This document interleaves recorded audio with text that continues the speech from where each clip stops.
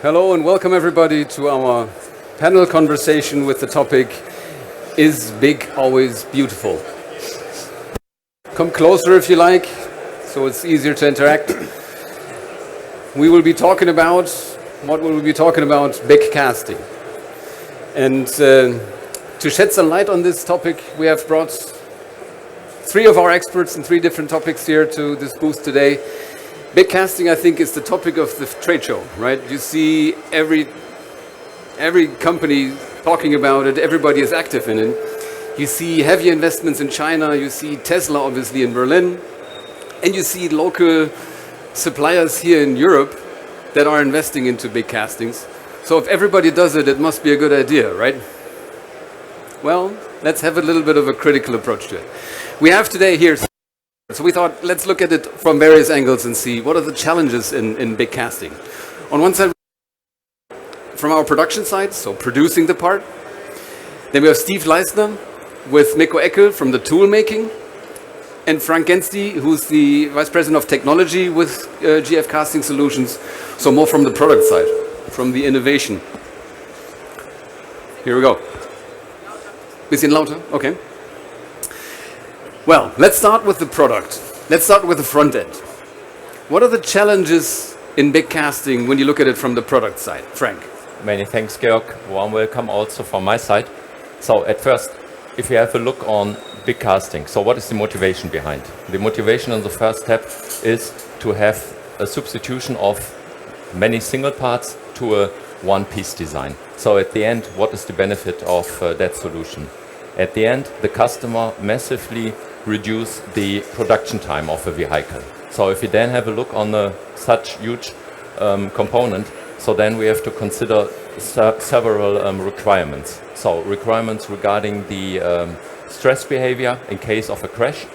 So that is followed by a, let's say, very interesting innovation field. What happens in a case of a low-speed crash with the after-sales repair of such a body. So then we have stiffness requirements. What provides the driving dynamics of a car, but also the acoustic, NVH, noise, vibration, harshness. So, and for that, if you then have a look on such casted solution, so then we have an open profile. And then the question is how to optimize the torsional stiffness.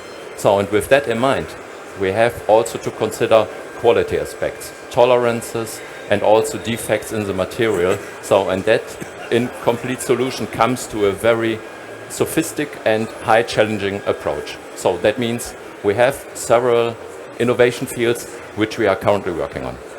Okay, thank you very much. So it's efficiency and speed. We want it faster and lighter and cheaper. But that brings challenges in the product design to make it really work. Exactly. How is that with the tool design? What's the challenge here? So, as everyone can be imagine, also the tool making have also challenges, not only in production of the tool, also in the logistic and transportation and even more. For our plant, it means that you have also upgrade, for example, the hall cranes or the spotting press. You have maybe to buy new CNC milling machines and so on. And that is for us a really big issue, also with invest and so on. Okay. Yeah, and also the throughput time for such a tool will be much more longer. As you know, bigger and bigger will be the tools in the future maybe. And so that means that you need more time for the construction, to order the material, to assemble the tools, and so on. So from my personal point of view, I would say we have three main know-how issues for that. That means for me the important thing is the construction. Because if you have, I would say, a wrong tool, then you have problems in the manufacturing, also in the castings. For me, the first point is to find the right casting or I would say the gating system for this part, what you have to produce in the foundry, and then in the future it's more efficient to make more simulations for that, to find the right way to cast such big parts in the tools. Second one, I would say, also the distortion of the part itself. The distortion. The Distortion. okay. It has many influence, bigger parts, more distortion. And so for that, we make the know-how for that. Since more than 5 years, we incorporate distortion in our tools. That means if you want to have a straight parts, you make the distortion in the 3D CNC milling that you have after casting a straight part. Okay. And the third one, I would say, it have maybe in the form more influences also to incorporate more sinter insets in the tools. That means parts which will, for example, if you have more defects in the part because it's bigger and more problems, and so to go more in the deepness to the outer shape on the contour, and that you will reach only with sinter inserts, that we have also the know-how in the Georg Fischer company. Okay. So when you design large tools, you say you build in distortion that when the part cools down, it's straight. That's right. Okay. Yeah. Okay. That's curious. That you make with several simulation programs, and then you can maybe to 99% you have then the right Distortion model. distortion. Yeah. Curious. Okay. Now in production, I mean, we've heard in tool making the tools become larger, obviously, and difficult to handle and all this. Then we have this, you need to simulate it differently. How does it end up in production? So with the production, we need to rethink the design of the foundries. Currently, when we have a foundry, we can move a machine from A to B. And when we have these really large die casting machines with these heavy tools, we need to design the plant around the die casting machine and around the process. As with the normal machines, current large-scale machines at around 4,400 tons, you can load most of the products in standard bins and move them from A to B. If we have these really large castings, you do not have this standard transport possibilities. Then you need the special transport, so you need to design all the logistic part of the part in the foundry around your product, around your die casting machine. Okay. And then it becomes very special, as the normal cranes with a normal capacity of 50 to 60 tons are not enough for these large tools. Currently we are at around 50 tons.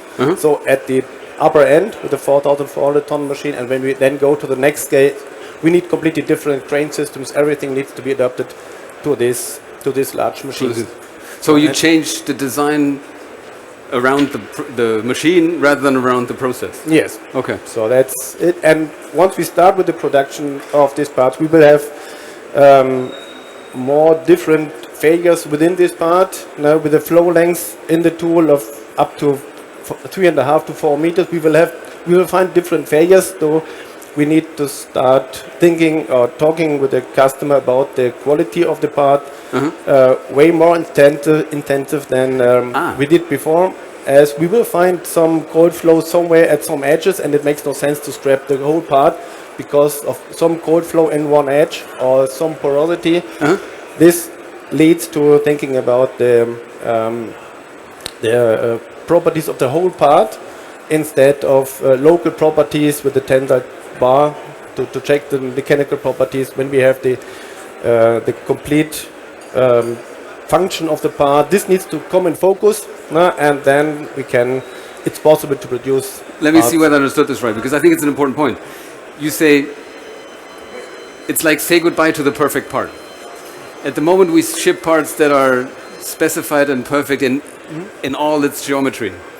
And then the large parts on these large machines, they need to be perfect in certain spots in certain areas, but we have to be in touch with the customer to agree on tolerances in the intermediate parts, correct? Yeah, which part or area of the part is only to connect two functional areas, and then we need to focus on the functional areas and then be a little bit smoother in the areas where we only connect this. Okay, I got it. Very good. Okay, summarizing, let's have a look. So first the parts, the intention to be faster and more efficient drives to functional integration. So that's why you want to make these parts bigger.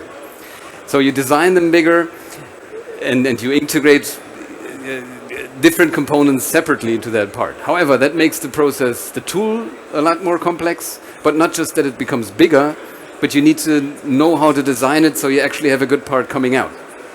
Then you say the part is so big, you need to have special processes to handle it, and you will not have all the properties in all places so that the part is perfect everywhere. You need to agree with the customer how to design it. Okay, I understand. So it's quite a challenge. Now, from a perspective of sustainability, always also a big topic at the moment, is that a move in the right direction or in the wrong direction? So it depends on a little bit, because it only makes sense if you do not scrap too many parts. So it starts with scrapping parts in the production process, and so this depends then on the tool design, how good is the quality, the entire quality of the part, and with the discussion about the local properties of the part. This can reduce the scrap rate. So, and when you are at the lower end of the scrap rate, then it makes sense to produce one big casting. And then the second step is once you need to remelt one of these big structures, it's more sustainable to remelt one big aluminum part.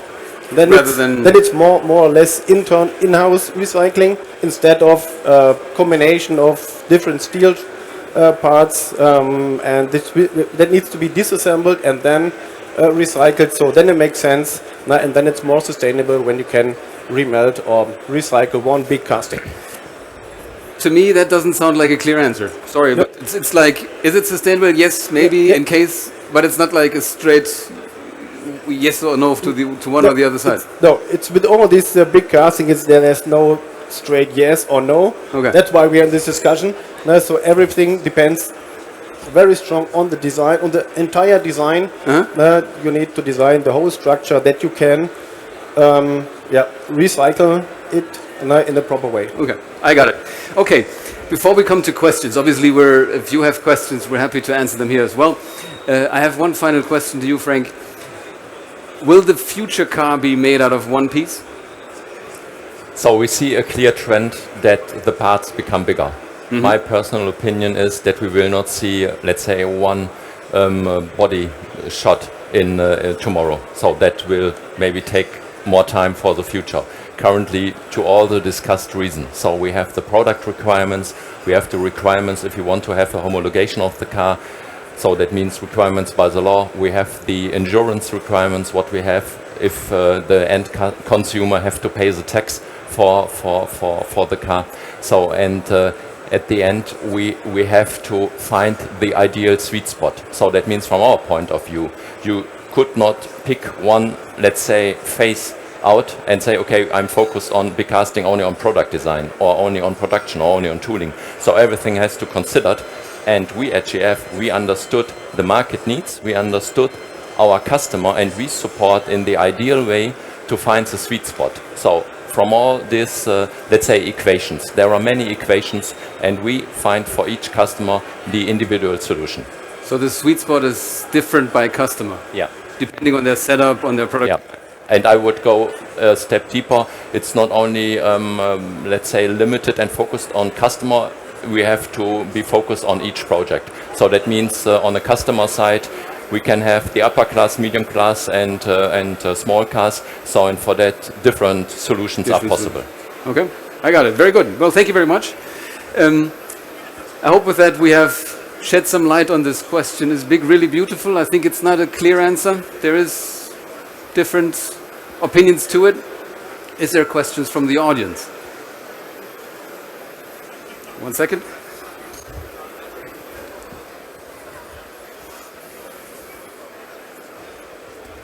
Or you can tell me. What is it? Here you go. Oh. Do I talk to the microphone? Or, yes. Oh, okay, close to you.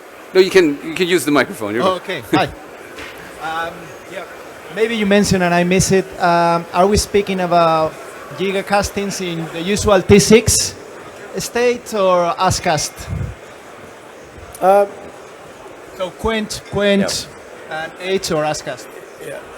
So I think that question is to you. Yeah. So it's not easy to make a T6 heat treatment on a giga casting. So the trend is going in the way casting, quenching, and then next step to the assembly line.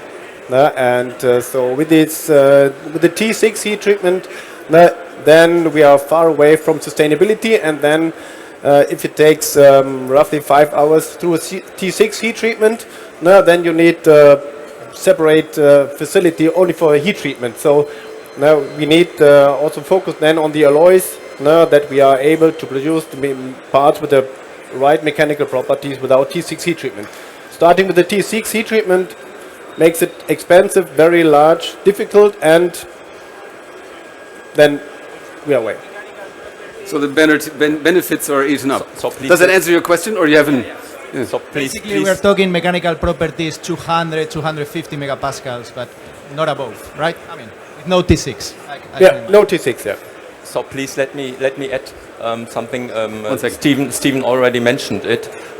We have also to deepen our simulation expertise. So that is, let's say, also, Georg Fischer, innovation is part of our DNA. So in our R&D teams, they are very, let's say, experienced, and we have a high know-how in simulation. So that means we have a fully integrated process chain within our simulation. So starting from product requirements till tooling, till, let's say, fatigue and all the stuff. So and that also includes, let's say, deflection of a part, and also, let's say, we could not straighten such parts. So that means what Stephen and Dirk mentioned, it has to, let's say, be perfectly out of the tooling, and we are ready to go.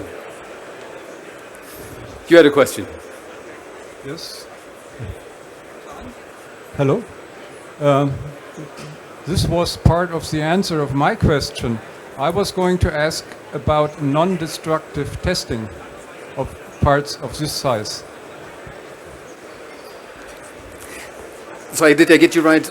Non-destructive testing methods for large casted parts. Okay. Is that a question to you?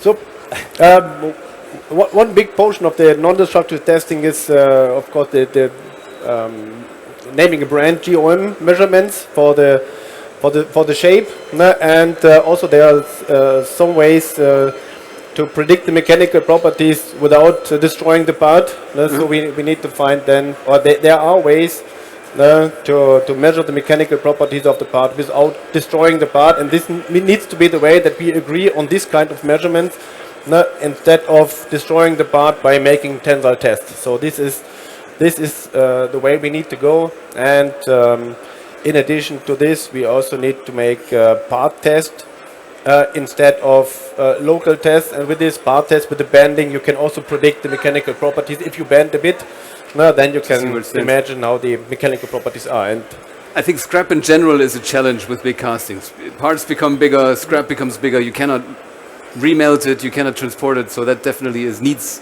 the whole logistics, what we've seen in the production, the whole setup. You have to design it around that machine. Everything you do, every time you touch a tool or you touch a part, this has to be designed for that process. Yes. Hello, thank you. Jose from Toyota. We know one of the main challenges is that this is a very brittle material, so if the car suffers a crash, it will break, and maybe we write off the car, something like that. Are you expecting any breakthrough or anything to improve the repairability of this type of components? Yeah.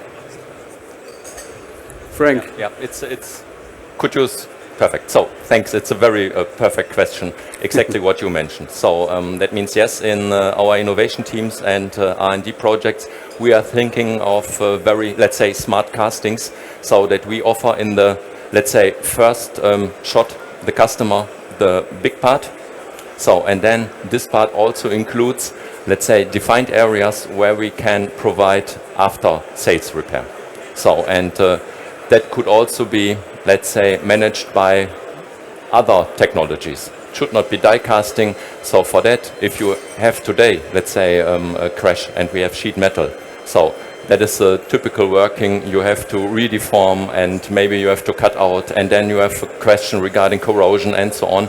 So and that could be approach for the future, also to have the, let's say, the value of a car also after the crash becomes more stable than before. So, because with, let's say, very proper smart repair solution, it will, let's say, provide this, let's say, solution on a complete another level than what we have today.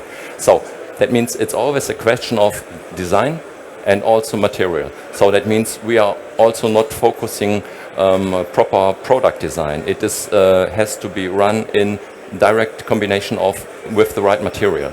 So, and that means to support in ideal way low speed crash. So that should not be, let's say, the solution. So the requirements very clear. If we have a low speed crash, so no damage on the structure is allowed, only crash management system and, let's say, the mounted solutions. If you're then coming to a high speed and the objective is to protect the passengers, so then we need the proper repair solutions. So that means, to your question, yes, we are working on innovative solutions. Does that answer your question? Okay. Any further questions? That doesn't look like it.